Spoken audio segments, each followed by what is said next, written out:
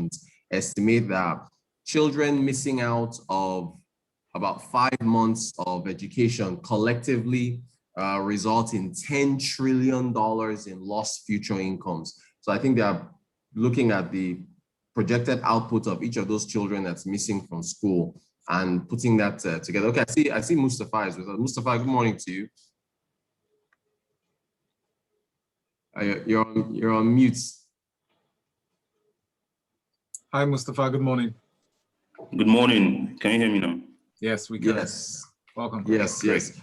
Great. So, Mustapha, I was just telling Valentine and our viewers, our audience, about the federal government's plans, or this summit or forum they are having later today to talk about education, keeping schools safe, and so on. So, I wanted to ask you, is this essentially the federal government acknowledging that insecurity is having an economic impact on the country?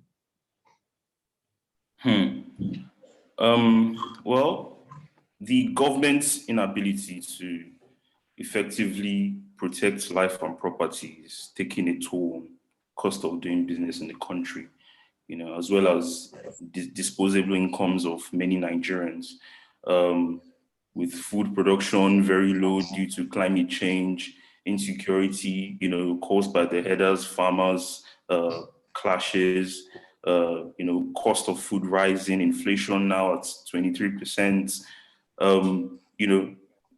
through authorities like the central bank, they've alluded to this at MPC meetings, on how, insecurity has, significantly negatively impacted the economy. Just the farmers herders clash, for example, we saw how, that is significantly, negatively impacting food production in the middle belt of the country. And that is subsequently leading to increases in prices of food.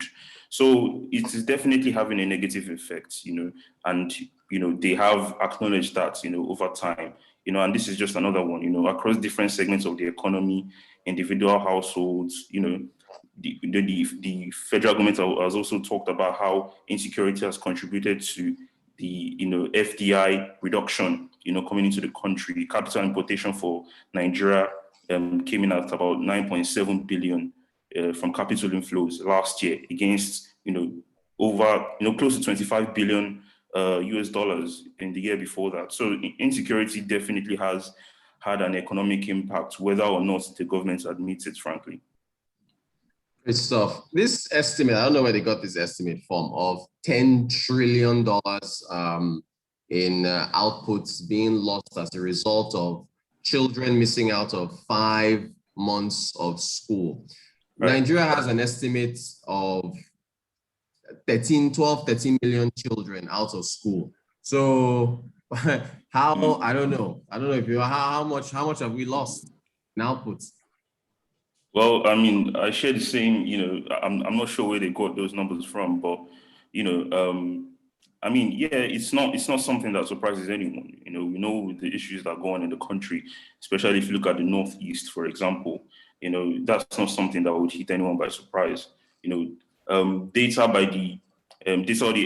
on the economic impacts of, violence on countries' GDP, there was a report done on that by the IEP, that's the Institute of Economics and Peace, and it showed that as much as 8% of Nigeria's GDP was being impacted economically by the growing violence in the country.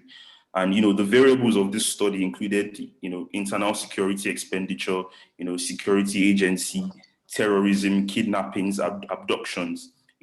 So if we say the 8%, as I mentioned, of Nigeria's GDP, which according to the World Bank, in 2019 came in at about 448 billion US dollars, right? That's about, 8% of that is about 30 to 35 billion. Over that, close to $40 billion in 1 year, and, frankly, I think that's even been quite conservative. So if we hold that and pin that number to constant over the last decade, over the last 2 decades, that's running into trillions. So it's not far off, and obviously that's quite bad for the country. Thanks. There's you were mentioning stats. According to records, they say only 20% of children in the Northeast can read. How does anyone try to tackle that when you've got the level of insecurity in the Northeast? The Bureau of Statistics, for instance, can't even go to Borno to go and take stats for unemployment, inflation, and so on and so forth. You know, you can't. So how does anyone address that? 20% or only 20% of children in the Northeast can read. How do you address that when you've got the raging insecurity that's going on there? Well, the Nigerian educational system, you know, is in crisis. Really, is in crisis on multiple fronts. You know, if you include in areas of access and quality of education. However, the recent, you know, spate of the mass kidnappings and school children, you could say, is the greatest existential, you know, threats, you know, to the educational system, especially in the Northeast at this moment. You know, more worrisome is the fact that the heightened insecurity is predominant in northern Nigeria, which is already the most educationally disadvantaged region, as you alluded to. So it is clear that the core issue to be addressed is long-term insecurity, right? And the key term there is long-term insecurity. Now, if you look at the recent kidnappings, you will realize, right, and it's something that people should highlight more, that those abductions they have become profit-driven, right? So they involved organized criminal groups. So the profit dimension to these kidnappings can easily complicate this Nigeria's insecurity problem in that region, and they could, you know, become, you know, more frequent as there's high level of poverty, high level of youth unemployment. Unemployment now is about 33% or even more than that, because I believe that's a conservative figure, right? So unemployment in the region, you know, amidst the absence of legitimate economic opportunities for young people, you know, to take advantage of. So if education is to survive, it is critical to urgently change, you know, the wider dynamic, you know, to change, you know, the, you know, other macroeconomic factors, you know, and not just trying to, you know, send troops or trying to, you know, put in security measures. You know, there's a larger, you know, we need to stop looking through the keyhole and break the door open and look at the real picture. So security, yes, you know, collaborating with, you know, school leaders and communities and, you know, policymakers, that is, you know, that is a must, right? But however, we need to also look at the larger picture. You know, we need to address, you know, unemployment, poverty, which is leading to people having to engage in these sort of things. All right. There's a message in here from Joel on WhatsApp. He says, Rotus, 5 trillion K. The one that have gone, have they contributed anything close? We're all busy evading tax. That's from Joel. Thank you, Joel. Thank you, Joel.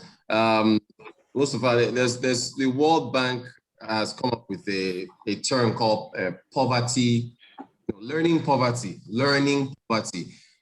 They're saying that COVID-19 may have increased learning poverty for countries like Nigeria from 53% to 63%. So we already had a crisis before the pandemic. How much does this now complicate our efforts in trying to recover?